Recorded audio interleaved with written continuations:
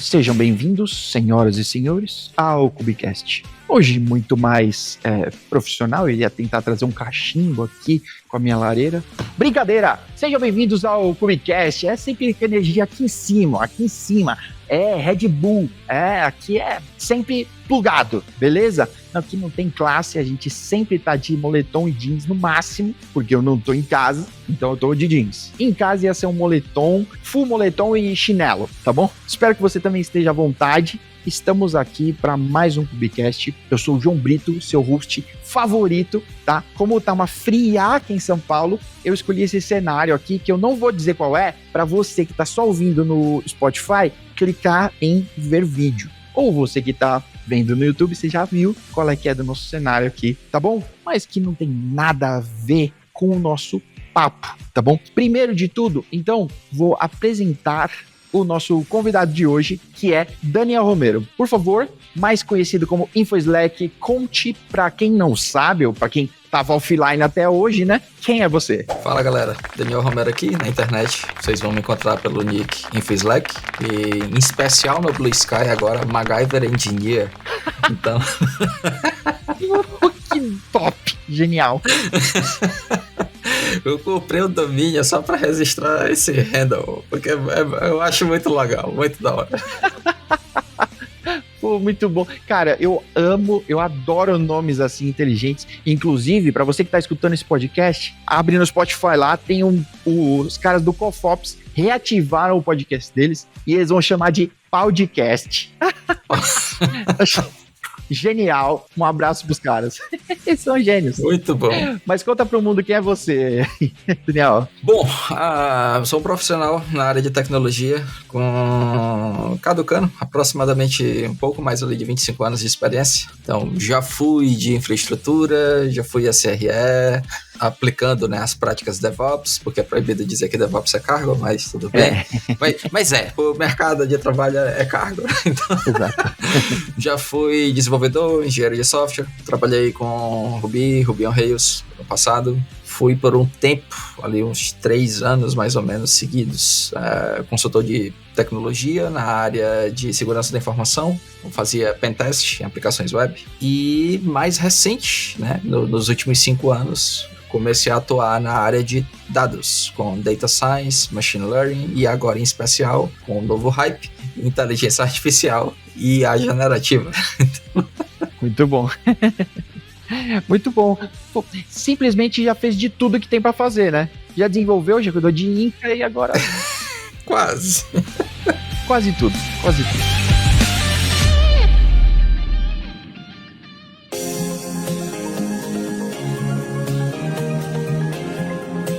Cara, olha só, minha primeira pergunta é: como você consegue sobreviver nesse hype de IA falando sério? Porque, cara, quando você vai procurar qualquer coisa sobre o tema, a enxurrada de lixo que tem de gente que copiou prompt do outro ou copiou o texto descaradamente, o LinkedIn tá ficando pior do que ele já foi, né? Porque todo mundo automatizou no N2N a busca por temas e o post, e aí pronto, acabou, não tem mais, né? Mas a estratégia para acompanhar é com um filtro reverso. Como é o filtro reverso? Geralmente você vai filtrar aquilo que você só quer acompanhar. O filtro reverso, ele é meio que o que é que essa galera que tá falando tanto, o que é que eles mais criticam? Quem é que eles não gostam? É quem tá falando de fundamentos, quem tá falando com os pés no chão. E aí, beleza, é essa galera aqui que eu vou seguir. Então, eu tento procurar acompanhar o conteúdo justamente de quem tá levando pedrada por falar com os pés no chão, né? Por falar sem estar com a cabeça nas nuvens ou delirando. Então assim, nossa, IA vai resolver tudo. E você olha ali, sei lá, das pessoas mais antigas, o professor Ian LeCun, ele chega e diz, não é bem por aí, tipo, não vai. A AGI vai sair daqui a 6 meses e ele, talvez não em 200 anos. Então assim... Tá bom.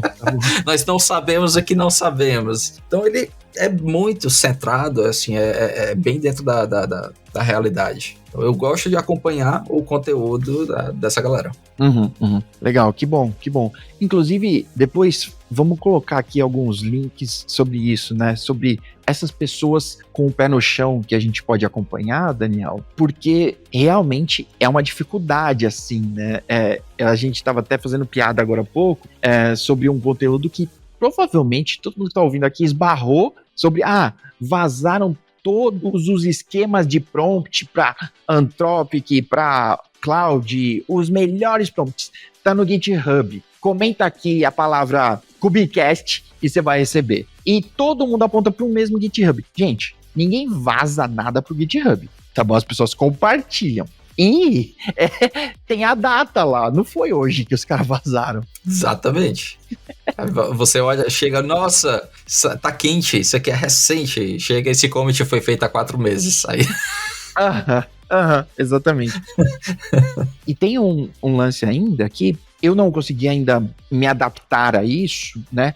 A quantidade de IAs que a gente tem disponível, e dentro de cada uma você tem as suas especialidades ali. Então, falando do OpenAI, né? Você tem O1, Mini, High. Vamos ter que ter uma IA para escolher qual que é a IA para responder o meu prompt.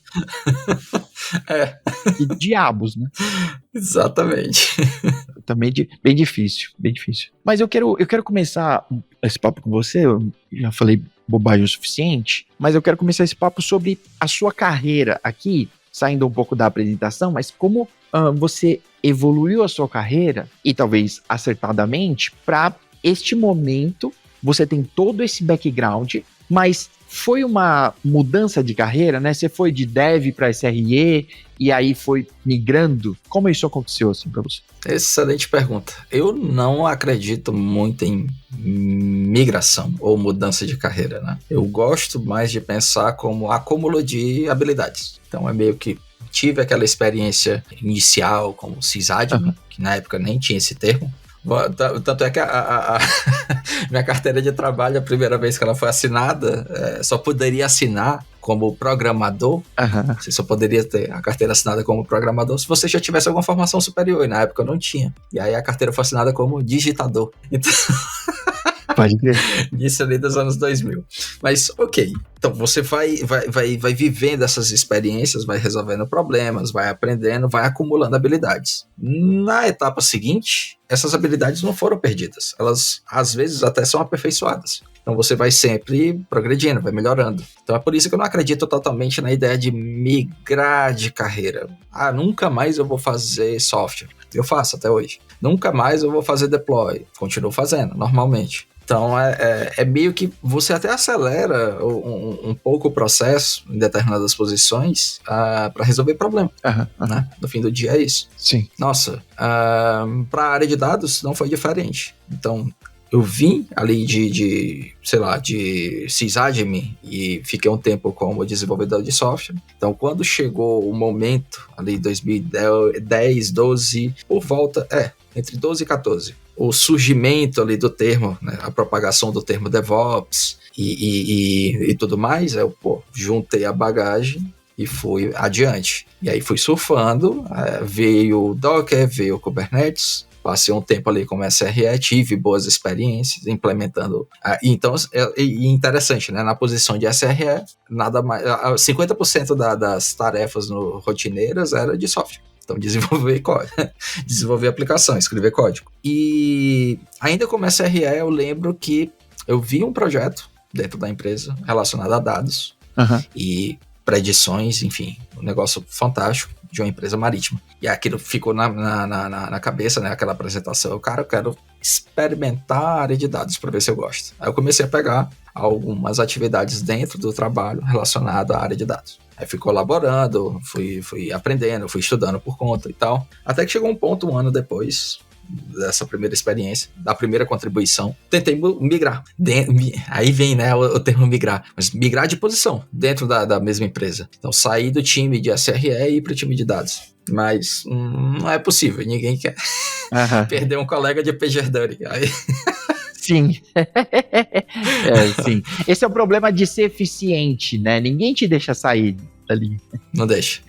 E eu consegui uma outra oportunidade em outro lugar para, enfim, ganhar mais experiência na área de dados. Pôr em prática a questão de data science, fazer análise, construir pipeline. E aí, adivinha, o que foi que combinaram? Vamos fazer deploy de modelos de machine learning em produção. Então, você tem skills de SRE, vamos fazer deploy. Sim. Então, juntou o útil ao agradável, surgiram, né, outras oportunidades, fui progredindo, até que quando chegou a explosão ali, dezembro de 2022, vem ali o surgimento, né?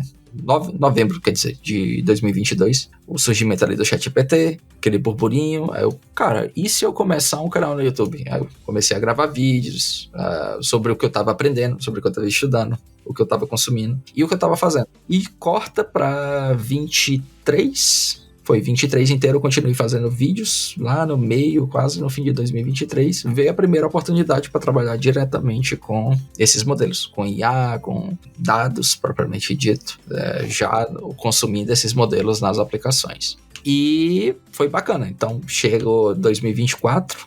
Quando chegou 2024, já estava imerso nesse universo. Eu tenho uma pergunta antes da gente chegar no final aí do onde você tá nesse momento ainda dessa passagem, né? Porque você estava falando sobre que você chegou nesse time de dados, né? Mas vamos fazer deploy dessas stacks. Eu tenho duas perguntas sobre isso. A primeira é, esse é o fatídico destino, assim, do SRE dentro de um time de dados? É tipo, fazer deploy de mais uma stack que, em teoria, no final é praticamente uma coisa bem similar do que ele já faz, né? Ele vai só a stack muda um pouquinho, mas ainda é deploy de stack, aí monitora, observability, etc.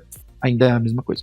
Então, esse é o fatídico destino ou não? Não, eu acho que vai um pouco mais além, porque apesar da stack ser bem similar, ela é parecida nas bases, né? Tudo é aplicação, às vezes tudo é API. A diferença é que agora a gente tem um artefato chamado modelo. Então é algo compilado com uma extensão diferente e a aplicação vai consumir. Então ela vai receber input, sei lá, um array, uma matriz ali de dados, vai processar e devolver um output.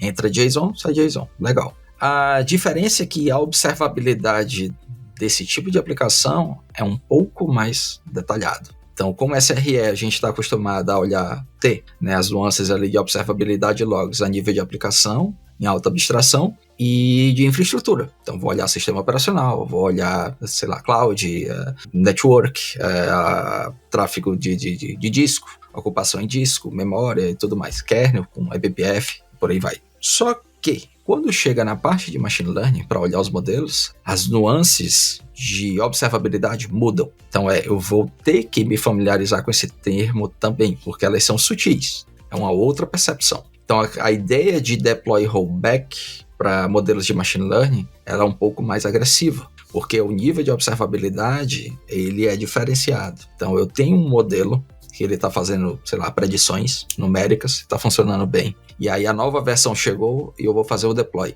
Só que eu não vou trocar a versão A pela B. Essa troca, ou a versão 1 pela 2, essa troca de versões, ela é seguida de um teste AB, em real time, praticamente. Então você deixa as duas versões por um tempo, as duas com 50% do tráfego para cada, e você vai acompanhando na observabilidade o desempenho da nova versão, do novo modelo. Então se o desempenho estiver, sei lá, 5% melhor, ou tiver no 0 a 0, tá igual, permanece. Se caiu um pouco, caiu 2% a qualidade. Volta para a versão anterior.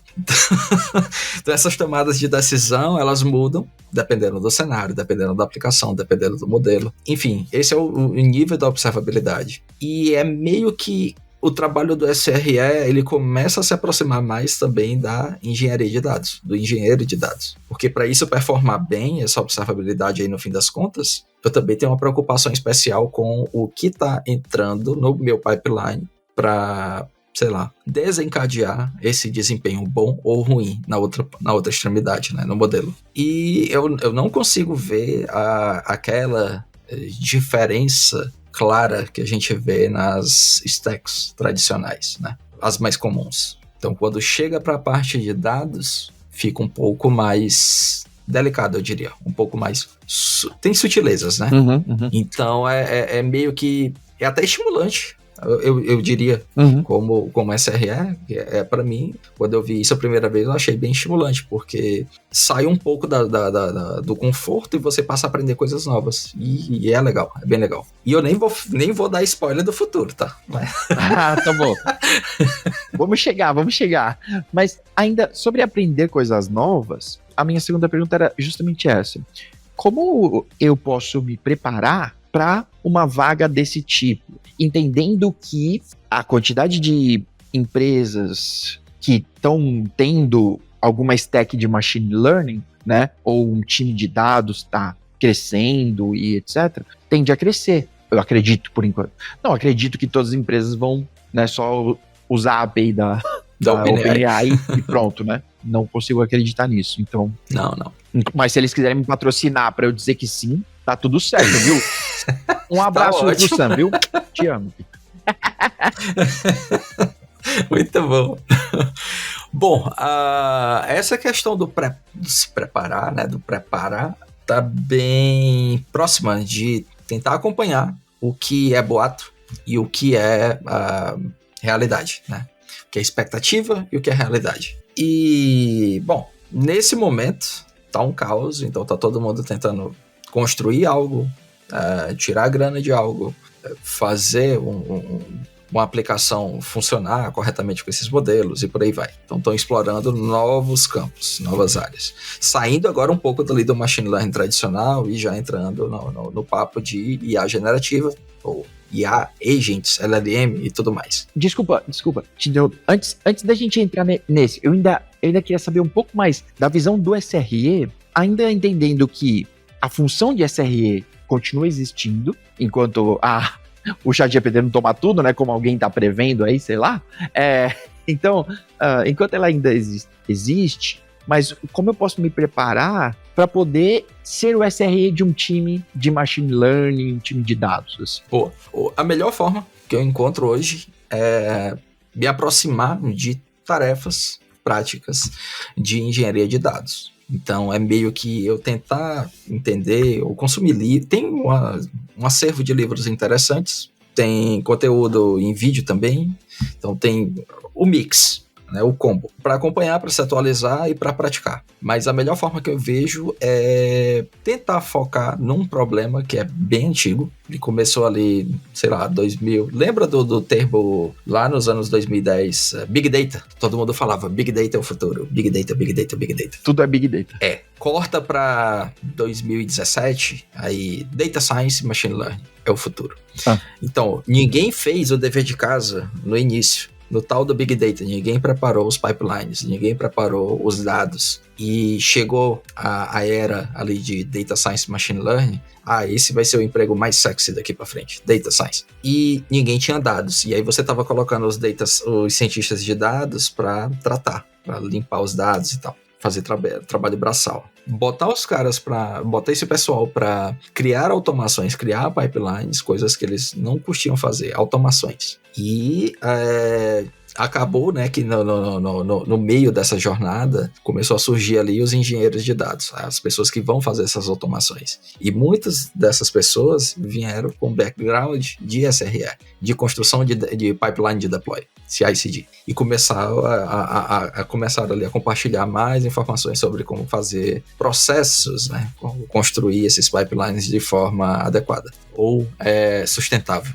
Corta agora para IA. Chegou a era da IA e ninguém ainda fez o dever de casa lá do tal do Big Data. Ninguém organizou. Então a gente tem a mesmo déficit lá do início, lá de trás. Então assim, como se preparar como SRE? O que eu deveria olhar? Eu olharia justamente para essas tarefas que ninguém quis fazer no surgimento ali de Data Scientist, Machine Learning, Engineer, e tentaria me aproximar justamente de como é que se constrói um ETL. É um pipeline. Um processo, ou um ELT, né? Extração, transformação dos dados. Como é que eu monto um pipeline de ingestão de dados para pegar de uma fonte qualquer, extrair da internet, é um scrap, é um PDF e tal, vou extrair esses dados, vou transformar esses dados, vou armazenar em um banco específico seja lá qual for. E esse processo inteiro ele é bem familiar com o que a gente compreende como SRE, de construção de pipelines de deploy, de automação, de teste, de QA, do que quer que seja. Então anda bem lado a lado. Então eu acho que esse é um dos caminhos mais interessantes para se seguir. Pensando em carreira e pensando em aprendizado. É um passo importante. Na sequência, aí vem, agora eu preciso dar uma pausa, respirar fundo e me familiarizar com os termos. No universo de Machine Learning e Data Science. Então, quando o pessoal fala modelo, o que é esse modelo? É um binário? É um artefato? Como é esse arquivo? Qual é a cara que ele tem? O que é que ele faz? Como é que eu executo? Me familiarizar, né? Pelo menos familiarizar com os termos. Para depois entender aonde essa peça desse quebra-cabeça se encaixa no pipeline que eu estava estudando anteriormente. Então, seria mais ou menos esse fluxo. Legal, tá bom, beleza. Então, estamos estudando aí como SRE para a gente não ficar obsoleto, tá? Eu acho que nenhuma onda nunca foi parada, não existe isso, né? Na minha opinião, eu nunca vi nenhuma, né? Acho que com IA e Machine Learning, eu ainda vou deixar o Machine Learning aqui, né? O pessoal tem esquecido dele, né? Mas eu acho que IA e Machine Learning não vai parar, né? Isso só vai crescer e eu tento usar uma outra palavra que não é dominar, mas vai estar envolvido em todas as áreas. Eu acho, pelo menos é o que eu consigo ver, assim. Aí, agora sim, né, falando sobre o próximo passo, né, que você estava dizendo, sobre agora envolvendo IA, né, nesse lance todo do Machine Learning propriamente, né? Aí para onde que a gente caminharia? Para onde nós estamos indo? Qual é a direção? O que é que está acontecendo agora? Bom, agora está todo mundo tentando utilizar esses modelos com um monte de prompt via API. Tem a questão do custo, tem a questão da estabilidade. Então, construir a aplicação, botei ali no ar, fiz um deploy ali no Heroku, tá funcionando a minha aplicação, tá bonitinha, e eu tô consumindo a API da OpenAI. Numa bela segunda-feira, a OpenAI vai de Americanas. Sim. Caiu tudo, e aí, nossa, corre, eu tenho que pensar em outro modelo, garantir, aí começa a vir estratégias, né? Eu descobri aqui um router, então se a OpenAI estiver fora, eu vou rotear para usar uma outra API, e fica sempre nessa dependência. Só que, pensando agora como SRE, quando a gente está fazendo troubleshoot, tá pensando, sei lá, tá no meio de um on-call, tá no meio de um incidente, tá resolvendo um problema. Eu não sei você, mas nem é o pessoal que tá ouvindo, mas a questão da latência foi sempre importante lá nos gráficos, né, para acompanhar, para ver as métricas, para ver a origem do problema, encontrar o gargalo. Então, latência sempre foi uma métrica importante. Pode até parecer impressão, mas o que eu tenho acompanhado de algumas startups, de muitas aplicações também que estão entrando no ar, é que essa latência, a questão da latência, não está me parecendo um problema que o pessoal está levando em consideração. Então, algumas aplicações estão começando a ganhar atração, usuários, visibilidade, e essa latência de consumir essa API de terceiros está começando a virar um problema. E simplesmente o pessoal não tem conhecimento. Não tem muita noção de arquitetura. Ou, não, dá para segurar ainda as pontas por mais um tempo. Então, eu estou começando a perceber essa oportunidade de melhorar arquiteturas mal planejadas ou simplesmente ruins e começam a sugerir coisas interessantes dentro da zona de conforto enquanto SRE. Porque, vamos lá, você olha para a AWS, porque a AWS todo mês, a cada, sei lá, 2 meses, sai ali alguma automação interna, né? O Google Cloud também, Azure também, todo mundo. Mas a AWS é interessante porque é a mais antiga, logo, entre aspas, uma certa estabilidade. O ponto é, sai inovação, sai alguma novidade, pensando sempre no cenário que a gente está vivendo agora. E o que ela fez recentemente, sei lá, nos últimos 6 meses, ela lançou um serviço interno chamado Bedrock, AWS Bedrock. Então eu sei que tem a API da OpenAI, tem lá os modelos dela, blá, blá, blá, blá, blá. Mas a AWS com o serviço Bedrock, ela chegou e disse, olha, você pode ter modelos LLM. Tá aqui o catálogo que eu tenho, tá? Com essas configurações, você pode usar dentro aqui da AWS como serviço dentro da mesma VPC de onde está o seu cluster. Ah, legal. Show. Mas só isso é muito pouco. Então, sabe o Hugging Face? Então, essa central onde tem um monte de modelo open source, você pode trazer qualquer um e jogar aqui dentro do Bedrock que eu aceito. Então, para mim, esse foi o último prego no caixão do festival de APIs.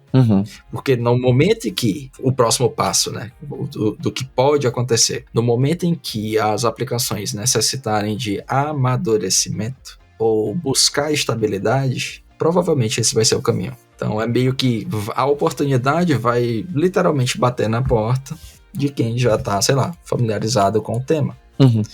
Ah, beleza, eu entendo, eu sei como fazer, vamos sentar aqui junto e vamos seguir adiante. Então, onde eu estava trabalhando, a gente matou literalmente as APIs externas e passou a utilizar o Bedrock, então LLM internamente. Já que a infra inteira, todas as aplicações eram AWS, Bedrock neles. E funcionou bem.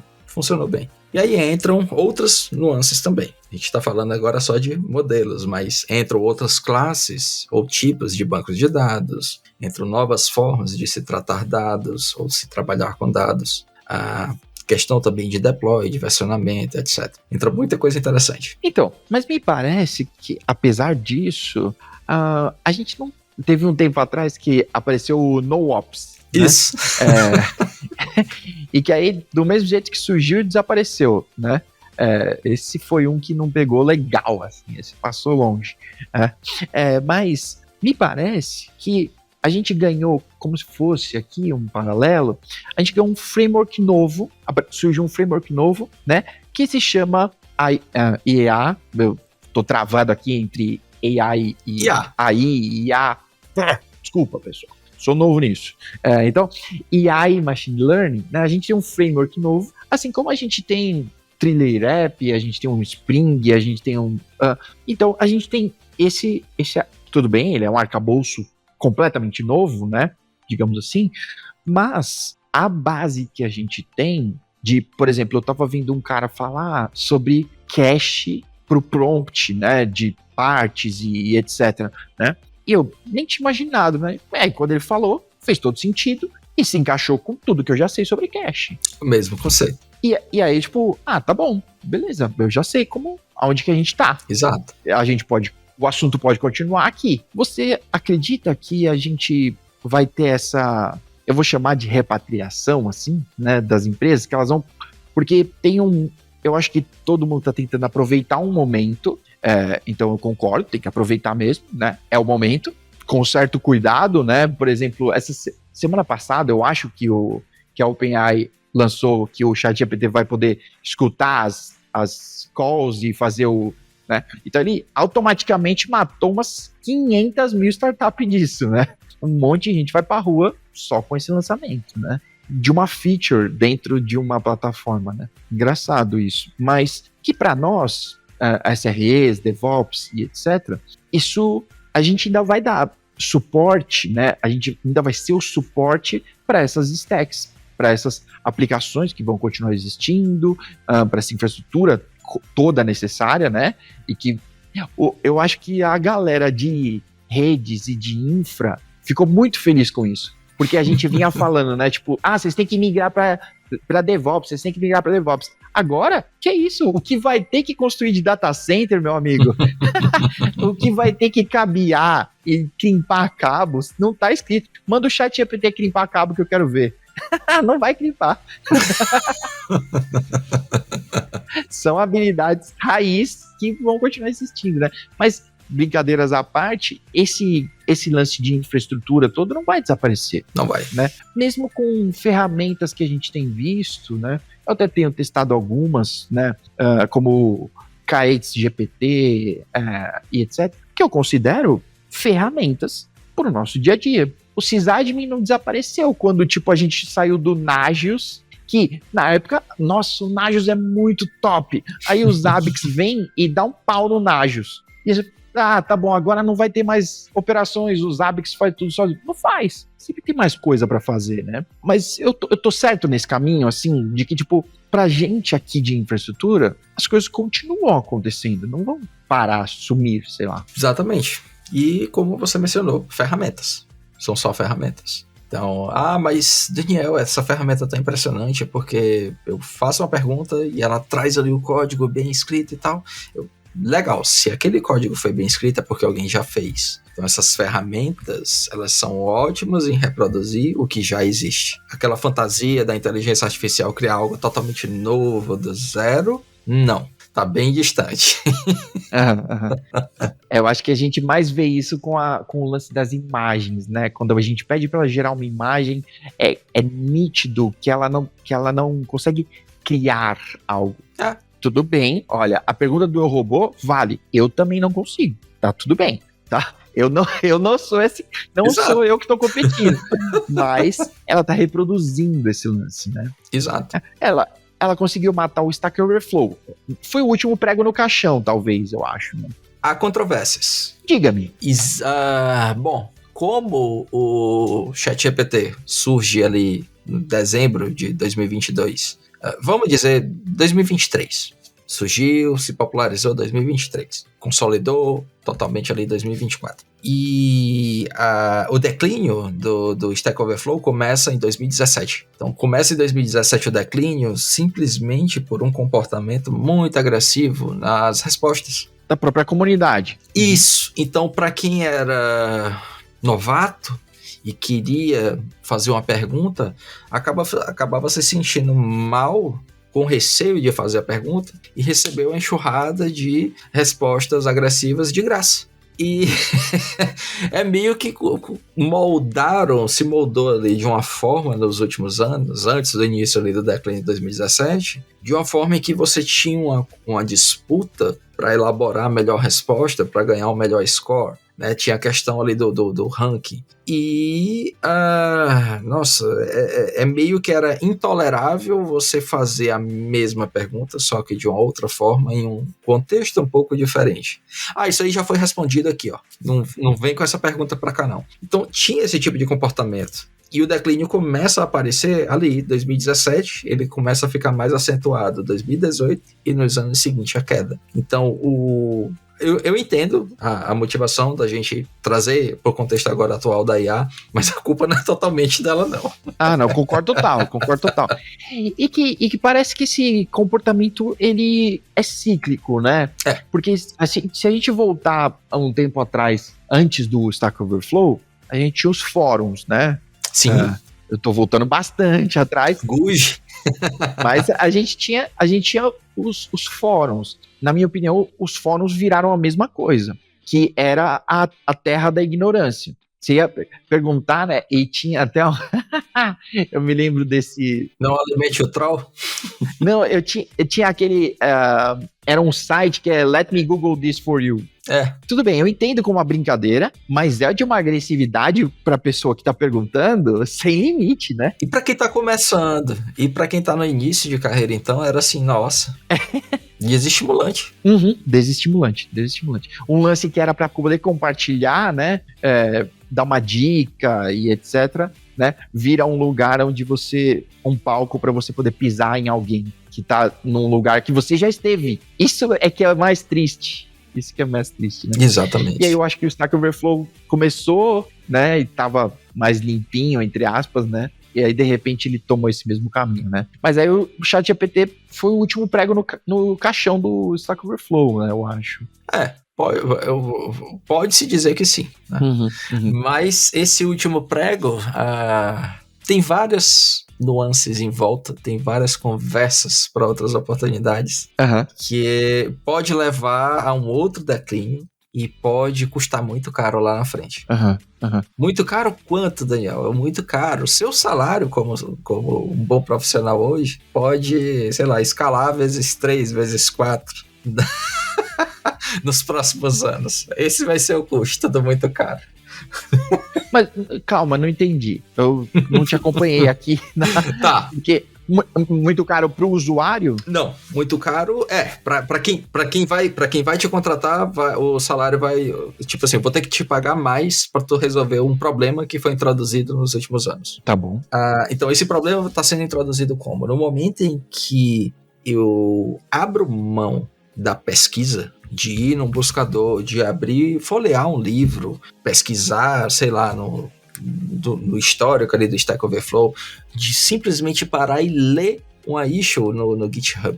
Então, eu estou abrindo mão disso só para perguntar para uma ferramenta que vai gerar uns tokens ali e eu vou me dar por satisfeito do que ela está me gerando. Eu não vou consultar mais, eu não vou investigar. Então, isso aí vai ter um custo lá na frente, porque eu estou confiando literalmente em uma ferramenta que ela é feita para gerar tokens, gerar palavras, gerar texto. Ela não tem uma assertividade altíssima. Eu não posso confiar 100% no que está sendo gerado, no que eu estou recebendo. E, dada a situação atual, meio que eu tenho um problema de código.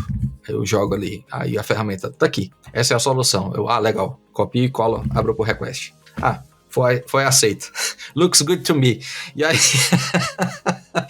depois tá lá o alerta no PagerDuty. Opa, caiu a aplicação. O que foi? Foi o último por request. Então, assim, tá nesse nível. Não, é alta produtividade, mas a que custa? E se você somar ao longo dos anos esse ritmo de entregas, ou esse ritmo de progresso, o que pode acontecer lá na frente, você corta, sei lá, a gente está em 2025, corta para 2028. Bom, estamos contratando agora para desfazer um monte de coisa que foi feita com IA generativa do código nos últimos 3 anos. Então, eu quero consertar, eu preciso de pessoas que saibam ler.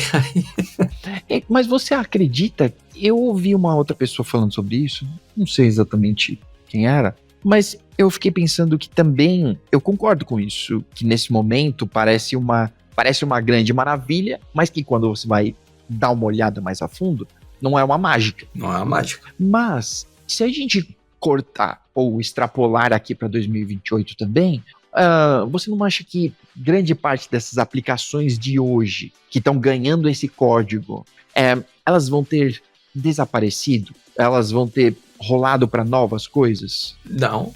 O que eu tô falando é de pull request, de integração de código novo entrando em aplicações que estão aí há, sei lá, 10 anos, nos últimos 5 anos. Então, aplicações de médio e grande porte estão recebendo atualizações nas features, ou novas features, com um fluxo de desenvolvimento nesse ritmo, com essa descrição, usando a IA generativa para gerar código e eu só adicionar sem verificar. Então a gente está falando de ERPs gigantescos que estão há mais de uma década no mercado, recebendo atualizações nesse formato. Então o que é que você acha que vai acontecer lá na frente?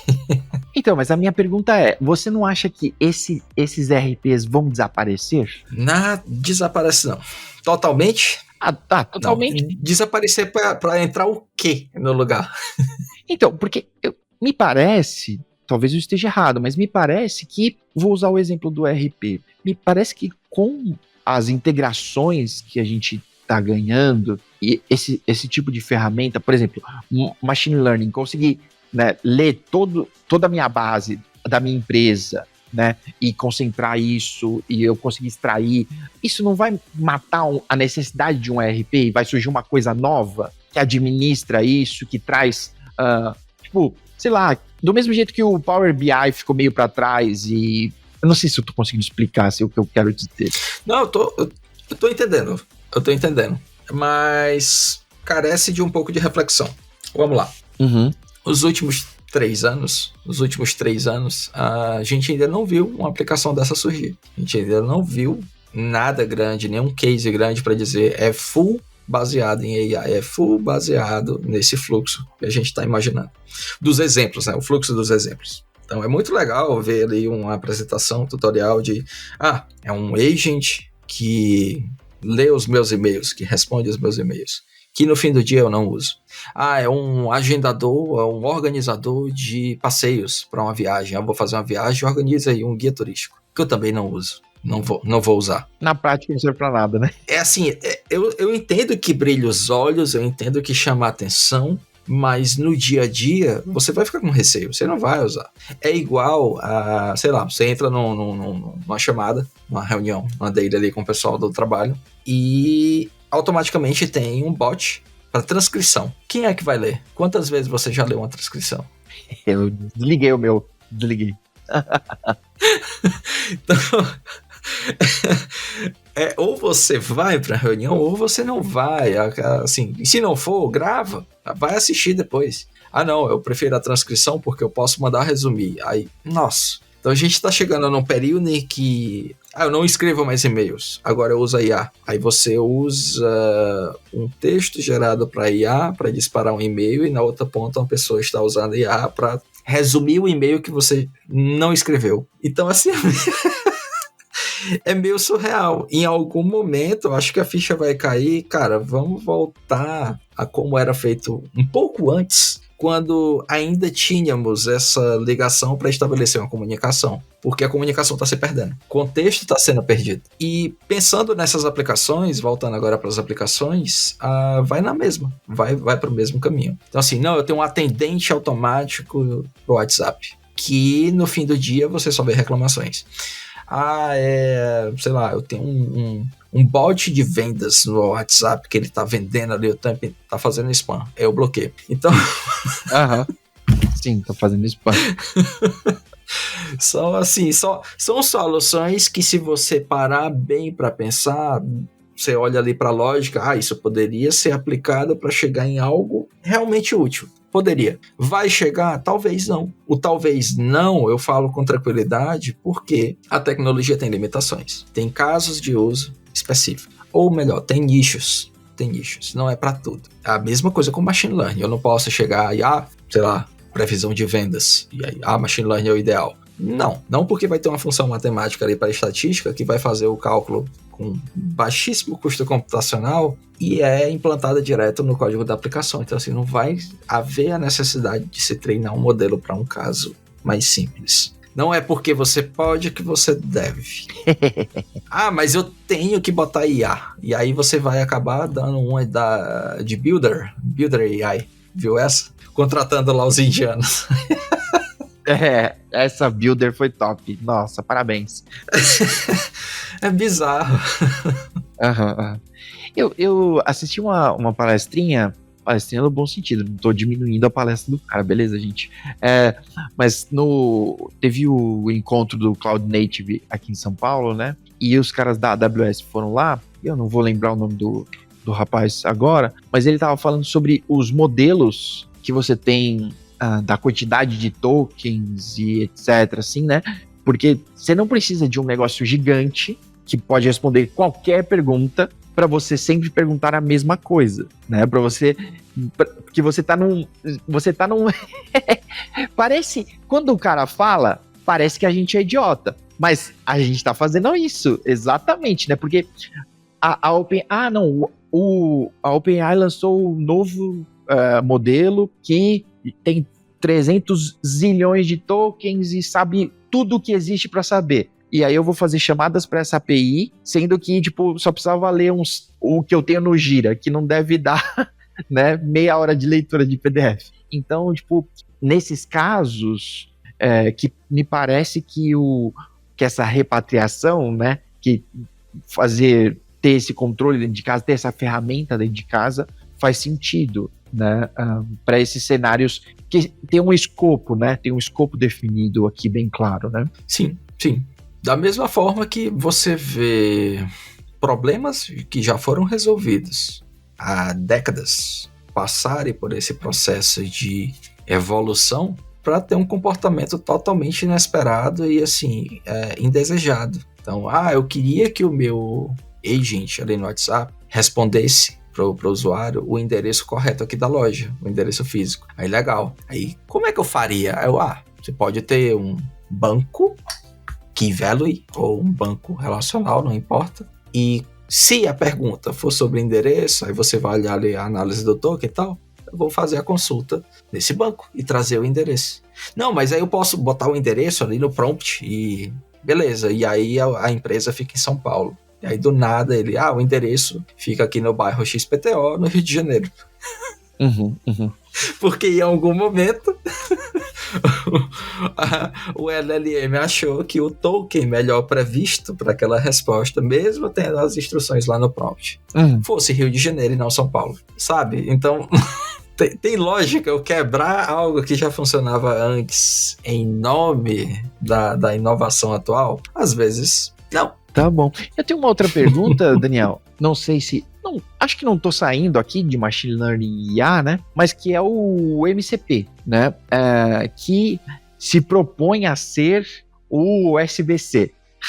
Olha, eu acho que essa analogia é péssima, tá bom? Porque não tem o SBC em todo canto. Vocês... Pois é.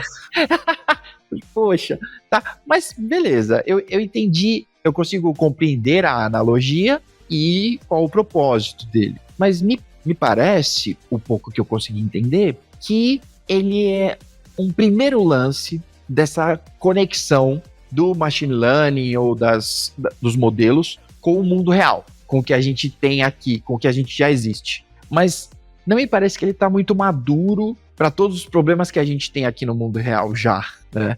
Pelo menos pelo que eu tenho lido, né, aí acompanhado, principalmente pelo olhar de segurança, dos vacilos que a gente lê e, peraí, gente, mas isso aí já tinha sido resolvido, né? A gente vê, eu li alguns essa semana sobre prompt injection, que é exatamente a mesma coisa do SQL injection que a gente tinha. Só que muito mais agressivo. Exato. Ele tem um poder ali por causa do MCP que, nossa senhora, né? O cara pode... Como você vê o lance do MCP e esse futuro, né? Se já tem alguma outra coisa, eu não saberia dizer. Qual é o principal problema dos LLMs hoje? Onde é que eles atrapalham na construção de uma aplicação?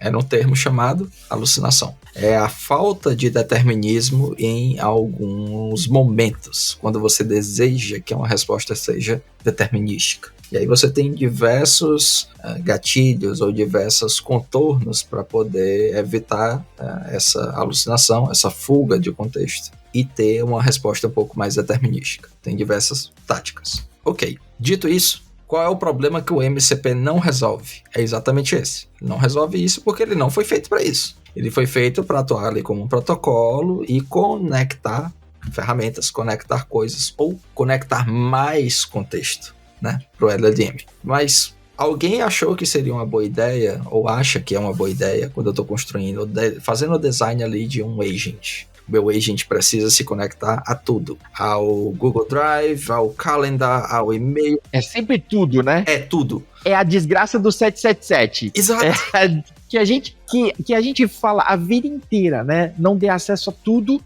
mas de repente alguém cria um protocolo que nem os caras que criaram o protocolo não falam para fazer isso, né? Mas todo mundo de repente decidiu que, tipo, MCP deveria, né? Os modelos deveriam ter a chave do meu reino. Não faz sentido, né? E aí é meio que criou-se essa, em algum momento, tá? Eu vi alguns posts, criou-se essa ideia fantasiosa de que se eu der mais contexto, a alucinação talvez desapareça, ou o comportamento vai ser um pouco mais determinístico, vai melhorar a resposta. Mas não é verdade. Esse é um ponto. Segundo ponto é, as aplicações que estão construindo em volta, usando, elas não têm início, meio e fim. Elas não têm um propósito ou uma proposta específica, ou uma proposta clara. Então eu saio conectando várias ferramentas, para caso o meu agent precise, ele vai saber como usar, como fazer, porque eu estou criando a conexão. Então o MCP está abrindo caminho para essa conexão. Então literalmente eu estou resolvendo um problema que não existe, porque a questão da comunicação, a questão de conectar diversas ferramentas para o meu agent, nunca foi um problema. Não ainda. Então assim, foi sim, sempre foi um problema. Não foi. Não foi porque só foi um problema para aplicações que não têm algo... Que não estão preparados para isso. É algo que não está elaborado. É assim, eu não sei o que eu vou fazer. É literalmente isso. Eu não sei o que eu vou fazer, então eu vou conectar tudo o que tiver. Então, de novo, é o lance, né, eu quero poder fazer qualquer pergunta sobre qualquer contexto, sobre tudo. Então eu quero conectar esse MCP aqui em tudo que existe. Em tudo que existe, então não faz sentido, não faz sentido. Então assim,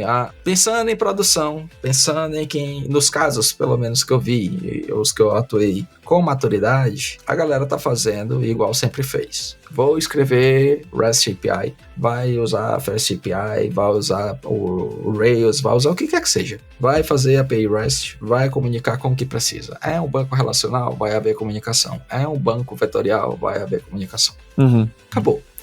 Tem uns PDFs ali porque eu vi que o MCP vai... Não, é o PDF, vai passar por um pipeline, eu vou extrair, vou estruturar aquele texto, vai armazenar no banco certo. Quando precisar, eu vou consultar essa informação. Então, são aplicações que têm foco, aplicações que têm início, meio e fim. Tem uma ordem para executar, tem um fluxo para seguir. Então, se minha aplicação não tem e eu vou justificar o uso do MCP para fazer as integrações só para dizer, é mais fácil com o MCP, repense, porque é literalmente isso. Foi feito para resolver um problema que ainda não existe. Esse não é um problema real. Tá, eu tenho uma pergunta, porque você disse que dar mais contexto não faz ele alucinar menos, não faz ele se perder menos. Mas por quê? Porque na minha cabeça, pelo menos na minha cabeça para um humano, né? E eu entendo que a AI não é humana, mas para um humano, se a gente dá mais contexto, as respostas vão ter, né? É assim que a gente aprende. Claro. Mas eu não entendo por que não, porque desse lado não funciona assim. Se numa conversa, vamos fazer uma analogia aqui de humanos. Se em uma conversa eu falo por 20 ou 30 segundos para te dar um contexto, você não se perde. Se eu leio 10 páginas de um livro para introduzir um contexto para nossa conversa, você se perdeu na segunda página. Então é muita informação. Pro modelo vai cair na mesma armadilha. Então eu vou analisar, sei lá, um relatório de 30 páginas. Eu vou jogar ali para IA e ela vai analisar para mim. Eu tô jogando e tá funcionando, tá analisando direitinho. Não tá. Falo sem medo, não tá, e você não tá lendo. Você nem leu o relatório antes e nem tá lendo direito o que ela tá gerando depois. Você tá acreditando que ela tá gerando. Entendi. Que tá correto. Você acredita que está correto. Então, assim, é por fase, é por parte. Tem estratégias para poder alimentar com o contexto. Tem estratégias para, sei lá, você customizar um modelo que vai ficar mais bem preparado para interpretar aquele contexto. Porque quando eu pego um modelo que ele foi treinado com, sei lá, 11 trilhões de tokens, né? Ou, porcamente traduzindo, 11 trilhões de palavras. Então, muito texto, muita coisa. Sabe de tudo, pegou muita coisa ali da internet e tal. Legal. E aí, significa que na fase de treino desse modelo, ele viu palavras, viu termos, esses tokens, várias vezes. Então, quando eu alimento um contexto num prompt para perguntar algo para o modelo, eu estou meio que confrontando o que existe na memória de longo prazo, ou seja, o que ele viu durante o treino, os tokens que ele viu durante o treino. E esse confrontar acaba causando uma espécie de colisão de tokens.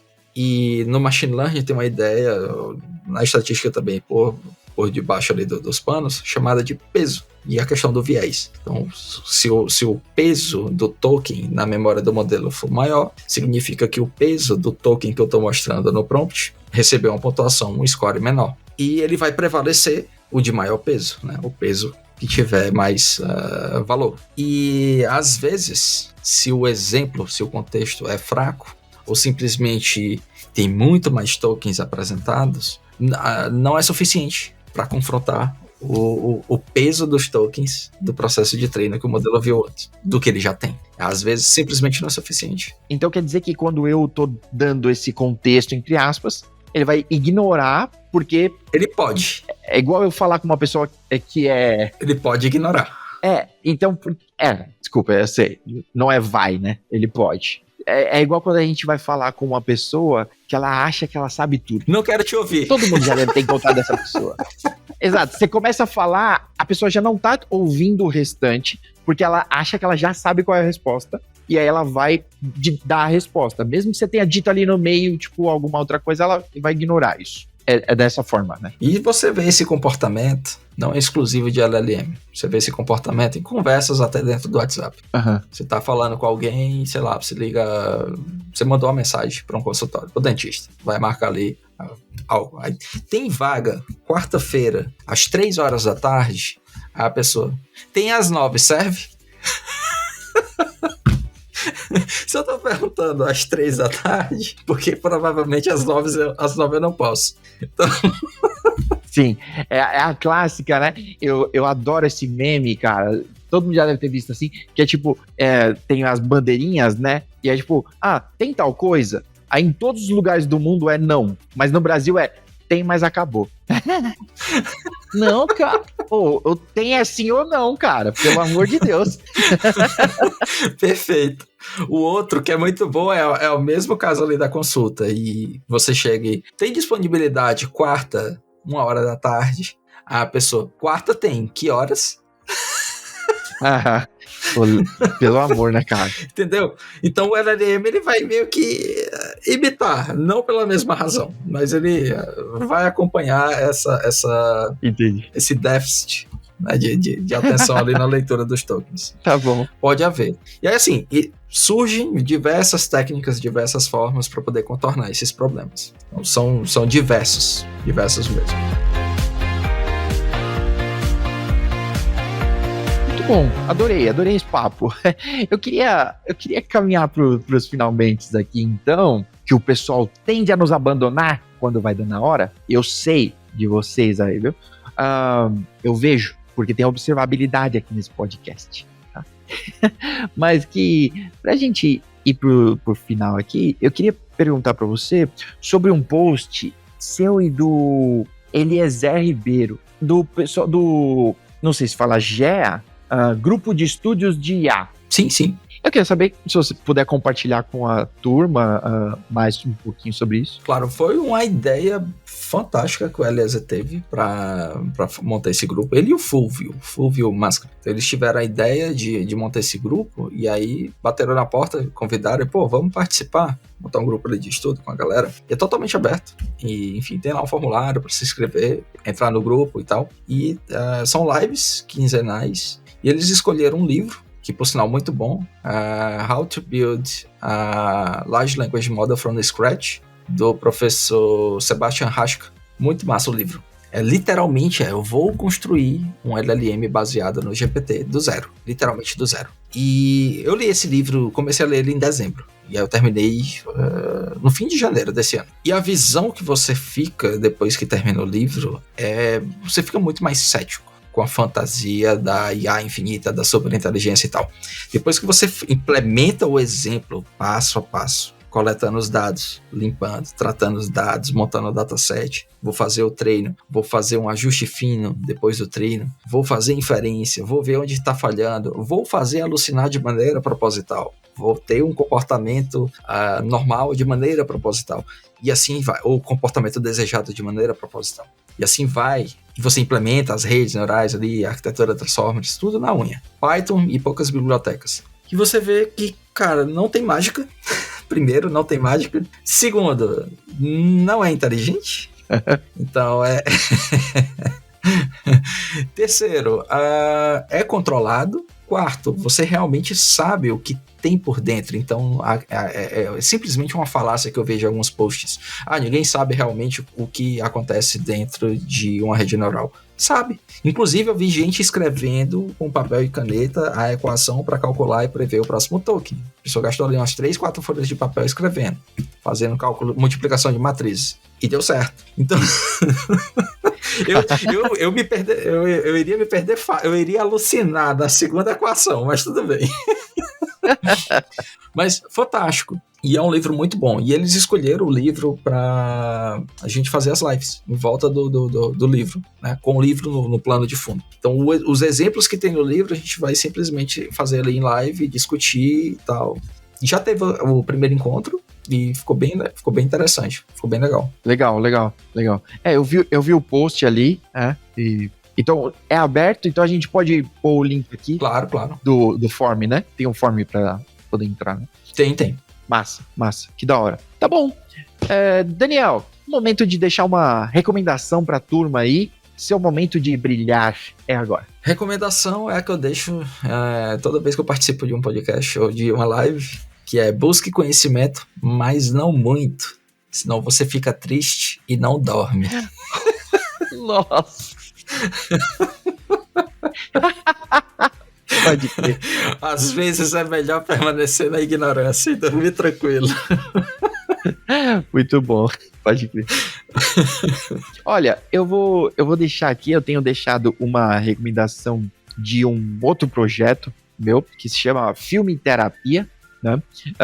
Então eu faço com a minha esposa, que é neuropsicóloga, né? Eu sou só um idiota falando bobagem, mas a gente aproveita o filme, né? Algum filme em questão para poder analisar alguma situação ou um personagem, né? Falar um pouco ali sobre o filme, né? Então, é um outro canal, um outro projeto aí para falar mais bobagem e a gente poder continuar poluindo a internet. É pra isso que eu vivo.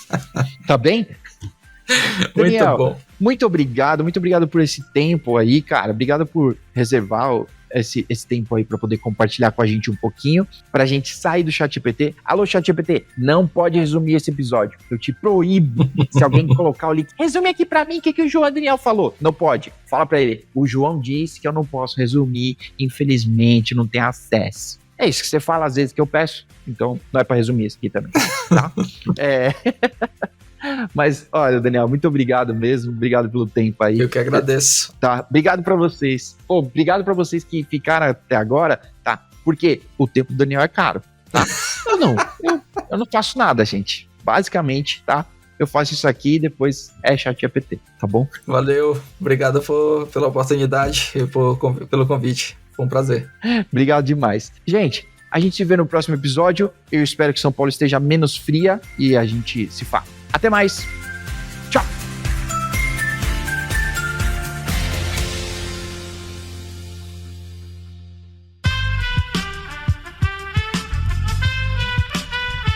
Esse podcast foi editado por Aerolitos Edição Inteligente.